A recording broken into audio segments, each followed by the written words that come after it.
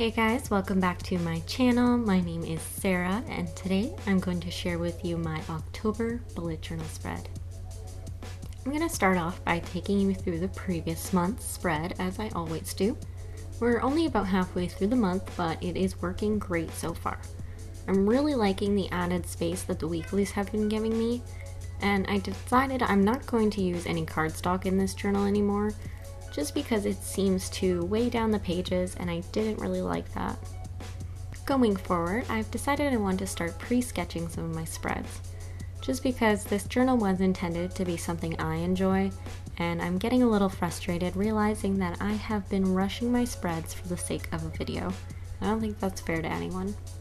Now, with the ability to pre-plan, I'm able to work on my artistic skills a lot better and a lot slower. And this month I wanted to start practice drawing from references again, and that's what you're seeing right now, Shiro. She is one of the main characters of the series that I'm going with this month for my theme, Deadman Wonderland. I knew right off the bat I wanted to go with a gore horror style series for the month of October, and Deadman Wonderland was one of the first to pop in my head.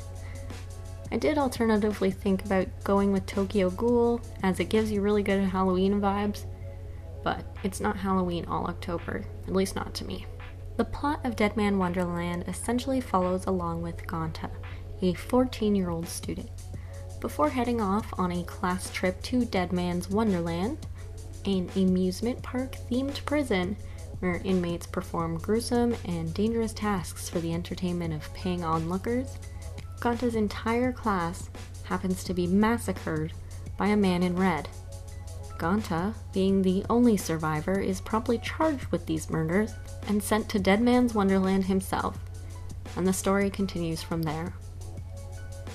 It's a very graphic, very vulgar anime, so it's right up my alley, and one of the things I love about this series in particular was the anime's intro.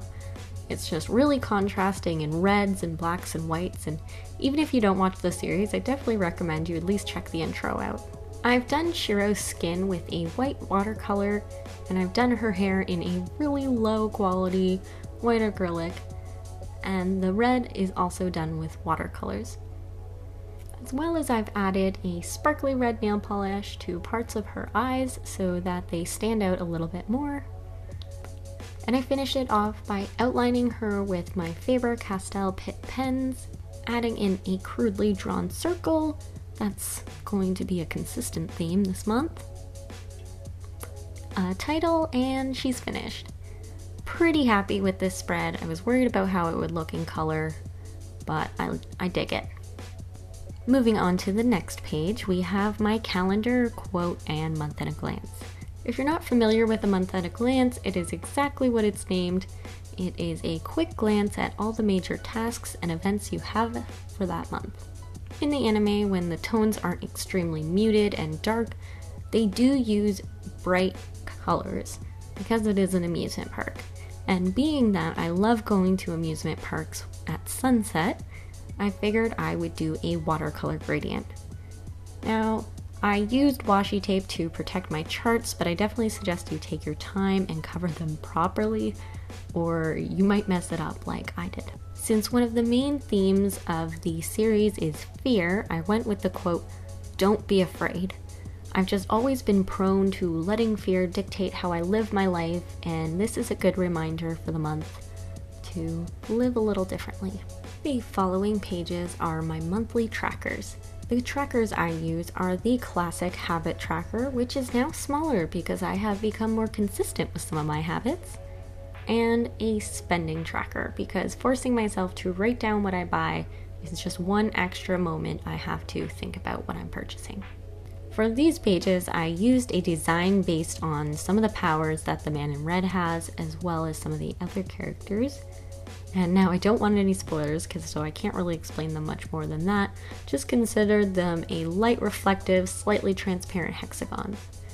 I outlined them all in red nail polish so it would have a bit of an edge, and I filled them in with a red watercolors, keeping it simple so I focus on the tasks at hand.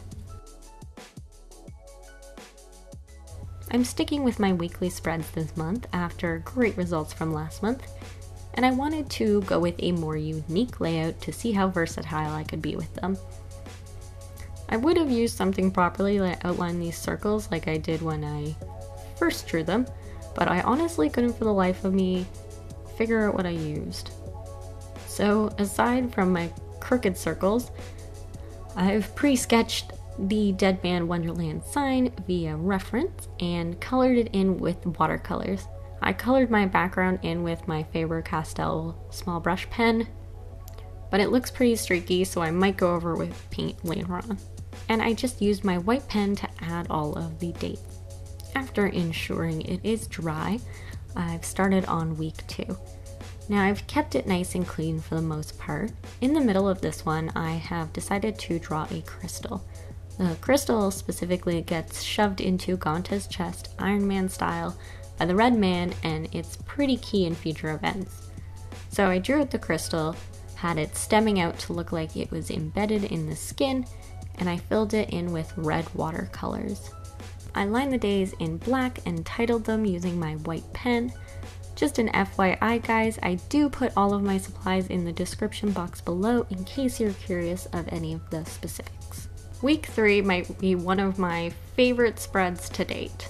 I started off by lining out all of the days of the week and finishing them in red, and I added a giant cutout of the man in red because I could not draw him for the life of me, and I impulsively decided to create some blood splatters across the entire page using dark red watercolors, and yay for not regretting an impulsive decision.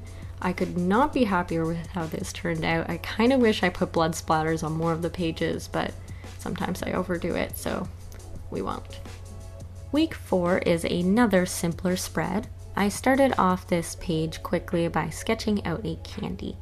In Deadman Wonderland, you need to work to earn candy, and the candy is basically just an antidote to the poison they are pumping into the prisoners' bodies constantly. And if you don't eat enough candy, you're dead. Great concept. I used the sparkly red nail polish again on this page to kind of mimic dried blood, but honestly I just find any excuse to use sparkles when I can. I placed a cutout of the Red Man's smile on top and just lined out all the days as usual. Since week 5 only has 3 days in October, I just merged it with my final pages. I started off by lining my reference sketch of Gonta. I'm really proud of this one, guys. Really proud. I lined out my sections and added another cutout. This cutout was great because it was a pleasant surprise when I found it, like it was meant for my bullet journal. I finished it off with the white on black, a method I've been loving, and I am done. And then I just finished it off by painting in Gonta's shirt with some more watercolors. This month was truly a pleasure for me, and I hope it was for you as well. If you liked this video, please give it a thumbs up.